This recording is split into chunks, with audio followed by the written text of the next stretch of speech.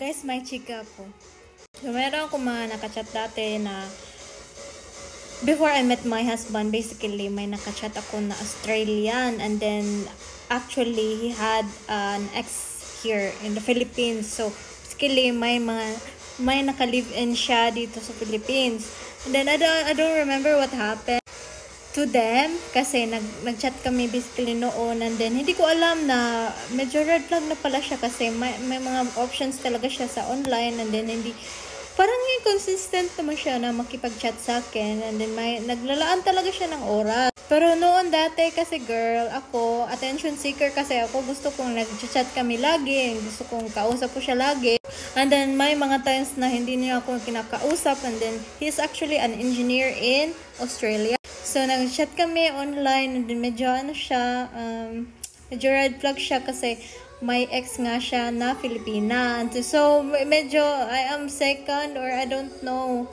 So, ayun na nga guys na, and then afternoon, na naghahanap pa rin ako, nag-entertain pa rin ako ng ibang afam, and then nag-online ako. So, one time, nag-scroll ako sa Filipino Cupid. So, that's where I met my husband. And noon, guys, na parang na-like ko na yung husband ko at the time na nag-chat lang kami kasi he gave me the attention that I wanted.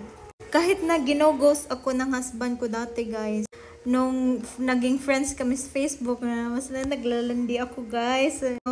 Dapat maglandi ka muna, then huwag mo antayin si Afam. Ang daming selections sa Filipino Cupid, ang dami na lang kapipilian, guys. So, dapat naglalandi ka din. So, ayun na nga, guys. Natawa ko sa sarili ko.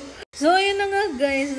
Parang naglalandian na kami ni husband noon na American. And then, yung Australian, bumalik siya, guys.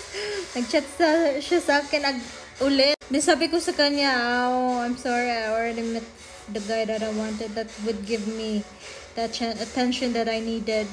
So, ayun na nga, seryoso ako kapag siniseryoso na ako ni Afam. Pero kung feel ko na hindi siya seryoso sa akin, so naghahanap pa rin ako, like nag-entertain pa rin ako ng iba. Pero kung si Afam, yung husband ko, seryoso sa akin, so nagiging seryoso na din ako sa kanya. Naging committed na agad ako sa kanya kasi I can see na seryoso si husband. Yun lang, bye!